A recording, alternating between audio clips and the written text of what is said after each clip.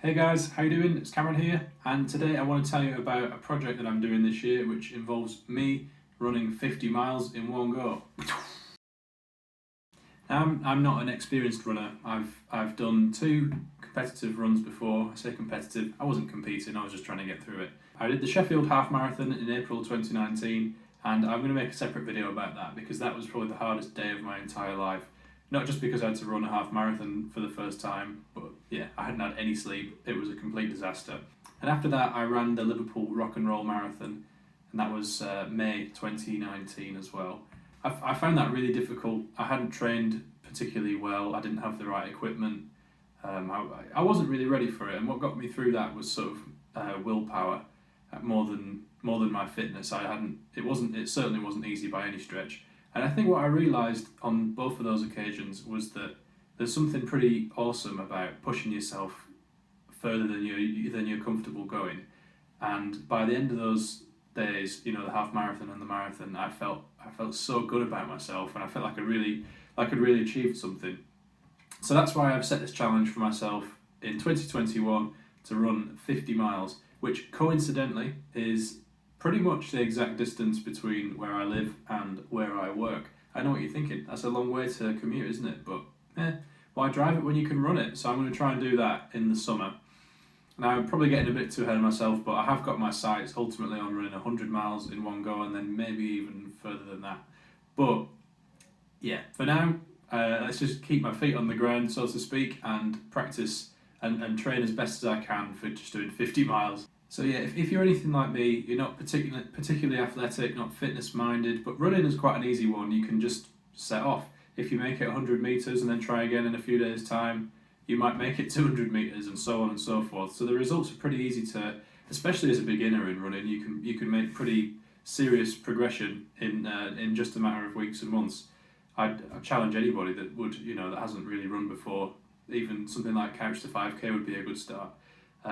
I've tried that in the past and worked really well. But in this video, I'm just going to talk about how I'm working towards my challenge of running 50 miles and keeping myself on goal to make sure that I don't let myself get away with it. So yeah, the first way that I'm working towards this challenge is by keeping myself accountable and by sharing this video here now so that you can see it and you can ask me in 5 days, 5 weeks, Cameron, how's the running going? Have you made any progress? Are you still going out there even though the weather's bad, even though you kind of don't want to?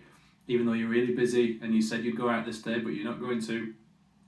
I want to make myself accountable, so I'm going to make a point of rewatching this video every week, once a week, until the event. And I think that's probably going to be enough to keep myself focused on it. Probably should have mentioned as well, my work is at a brewery in Knaresborough, so I'm really hoping that COVID allows pubs and bars to be open again so I can finish and have a couple of beers. That'd be nice, wouldn't it?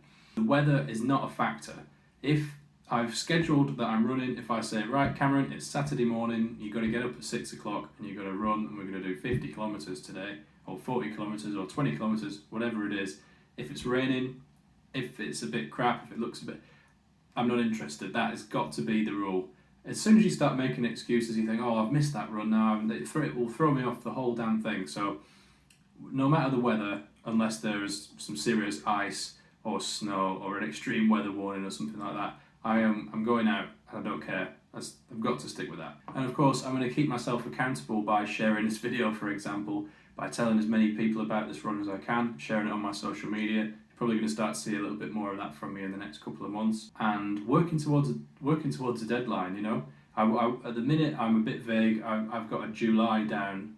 I am kind of guided by whether or not the bar will be open when I get to the other end, because it'd be nice if I could have some friends and family there as well, the other side. But if it doesn't happen, I'll still do it anyway. I'll be more than happy to just cross the finish line on my own and feel pretty good about it. Another way that I'm sort of working towards this and keeping myself on it is I'm going to set up a charity and try and raise some money. And thinking about that will make it feel real. If as soon as you start collecting donations and telling people what you're going to do, then there's no way out. You've got to go through with it. You've got to go there.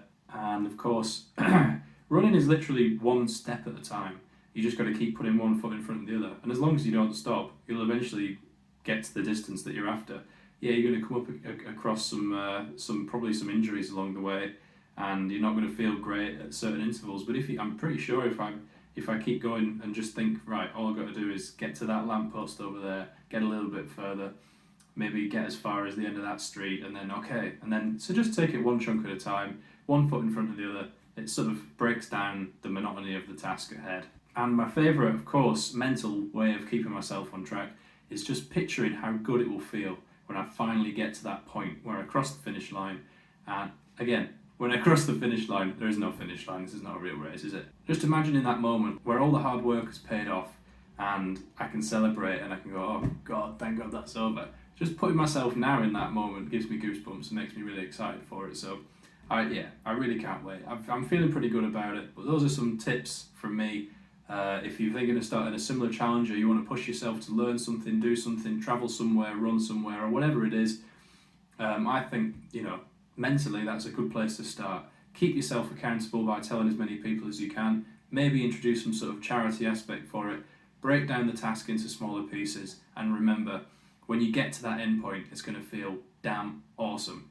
Thank you very much, guys. And of course, don't forget to like and subscribe. If you enjoyed this video, also maybe consider following me on my socials linked below so you can keep up to date with where I'm at. Probably more Instagram active than anywhere else. So yeah, if you're interested, see you there.